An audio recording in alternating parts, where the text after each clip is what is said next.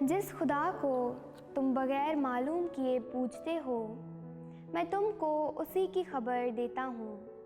ہمارے لیے آج کی پہلی تلاوت رسولوں کے اعمال 17 باب 15 سے 22 اور پھر 18 باب کی پہلی آیت تک۔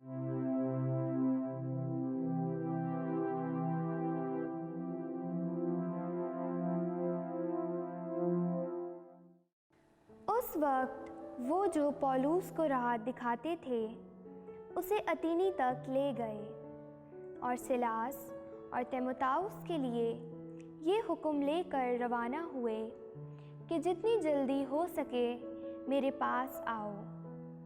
تب پولوس نے اریوسپاغس کے درمیان کھڑے ہو کر کہا، اے اتینی مردو، میں دیکھتا ہوں کہ تم ہر بات میں نہایت متعبد ہو، کیونکہ میں نے سیر کرتے اور تمہارے معبودوں پر نظر کرتے ہوئے ایک قربان گاہ پائی جس پر لکھا تھا کہ خدائے مجہول کے لیے۔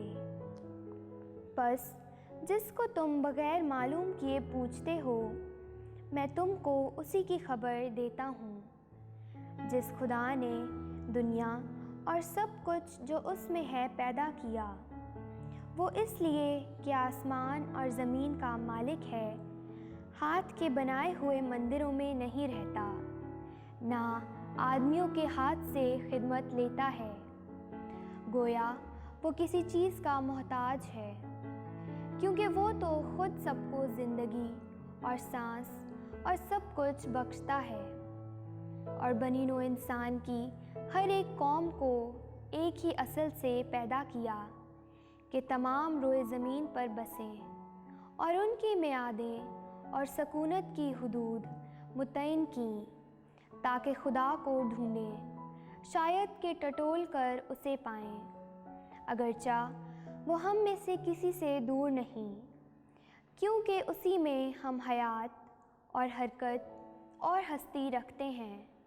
جیسا کہ تمہارے شاعروں میں سے بھی بعض نے کہا ہے کہ ہم تو اسی کی نسل بھی ہیں۔ پس جب کہ ہم خدا کی نسل ہیں تو مناسب نہیں کہ خیال کریں کہ خدا سونے یا چاندی یا پتھر کی مانند ہے، جو آدمی کے ہنر اور تدبیر سے گھڑے جاتے ہیں۔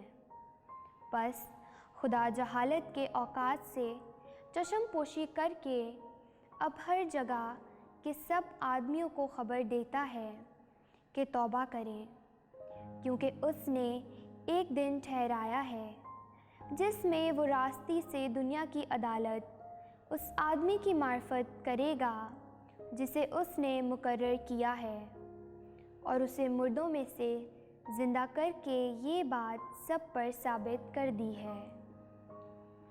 جب انہوں نے مردوں کی قیامت کی بات سنی تو بعض ٹھٹھا مارنے لگے، اور بعض نے کہا، یہ بات ہم تجھ سے پھر بھی سنیں کہ یوں پولوس ان کے درمیان سے چلا گیا، مگر چند آدمی اس سے مل کر ایمان لے آئے۔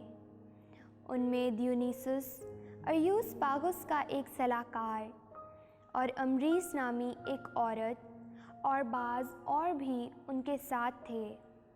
بعد ازیں وہ اتینی سے روانہ ہو کر کرنتس میں آیا۔ پاک کلام کے پڑھے اور سنے جانے پر خدا کی برکت ہو، خدا کا شکر ہو۔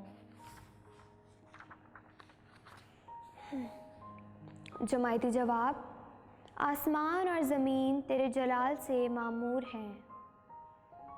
آسمان پر سے خداوند کی حمد کرو، عالم بالا پر اس کی حمد کرو، اے اس کے تمام فرشتوں اس کی حمد کرو، اے اس کے تمام لشکروں اس کی حمد کرو۔ جماعتی جواب، آسمان اور زمین تیرے جلال سے معمور ہیں۔ شاہان جہاں نیز تمام اقوام، عمرہ اور زمین کے کل حکام، جوانان بلکہ دوشیزگان بھی، اے ضعیفو اور اے بچگان۔ جماعتی جواب، آسمان اور زمین تیرے جلال سے معمور ہیں۔ یہ خداوند کے نام کی حمد کریں، کیونکہ اسی اکیلے کا نام متعال ہے۔ اس کی حشمت زمین اور آسمان سے بلند ہے۔ جماعتی جواب: آسمان اور زمین تیرے جلال سے معمور ہیں۔ اس نے اپنی امت کے سینگ کو بلند کیا ہے، اس کے تمام مقدسوں کی طرف سے، یعنی اس کے مقرب قوم اسرائیل کی طرف سے یہ اس کی حمد ہو۔ جماعتی جواب: آسمان اور زمین تیرے جلال سے معمور ہیں۔